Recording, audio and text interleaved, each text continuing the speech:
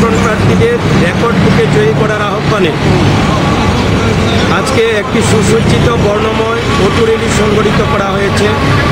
11টি ওয়ার্ডে পরিক্রমা করবে এই অটো মিছিল। তাতে অটোরিক্সা শ্রমিক ইউনিয়ন তারা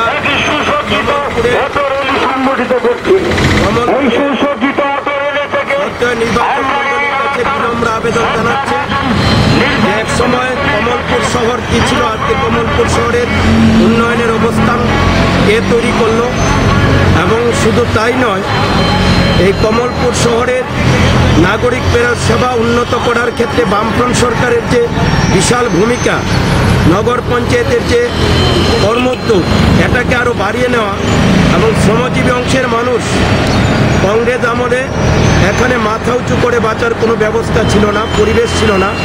আজকে বামফ্রন্ট শাসিত ত্রিপুরা রাজ্যে এবং নগর এলাকায়, পৌর এলাকায় শ্রমজীবী মানুষ তারা গণতান্ত্রিক পরিবেশে তাদের বিভিন্ন পেশাগত কাজ সম্পন্ন করতে পারেন, সঠিক পরিবেশ এখানে পাওয়া যায়। তার জন্য শ্রমজীবী জনগণও একই সুরে বলছে যে উন্নয়ন এবং শান্তি এবং গণতন্ত্রের প্রতি শ্রদ্ধা এটা করে একমাত্র বামপন্থীরাই। তাই উন্নয়নের বিকল্প আর কিছু হতে পারে না, উন্নয়নের বিকল্প আরও উন্নততর বামফ্রন্ট। তাই 11টি ওয়ার্ডেই বাম বিরোধী কংগ্রেস বিজেপির ব্যাপক কুৎসা, মিথ্যা অপপ্রচারের বিরুদ্ধে মানুষ যেন রুখে দাঁড়ান, বিভ্রান্ত যেন না হন। ওরা নির্বাচন আসতে মিষ্টি কথা বলে গাল ভরা প্রতিশ্রুতি দেয়, তাতে এই কংগ্রেস এবং বিজেপি আরও জনবিচ্ছিন্ন হচ্ছে।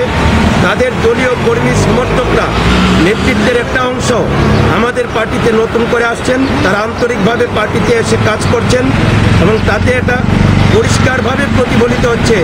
11টি ওয়ার্ডে শুধু জয় নয়, ব্যাপক জয়ে পরিণত হবে, যা 9 ডিসেম্বর বৈদ্যুতিন মিছিলে ভোট দিয়ে তার প্রতিফলন ঘটাবেন। 12ই ডিসেম্বর তার ভোট গণনার মধ্য দিয়ে সত্যিকারের ঘটনা প্রকাশিত হবে। তাই আমরা সমস্ত নির্বাচক মণ্ডলীর কাছে এই বিনম্র আবেদন রেখে আজকের এই অটো মিছিল আমরা পরিক্রমা করছি।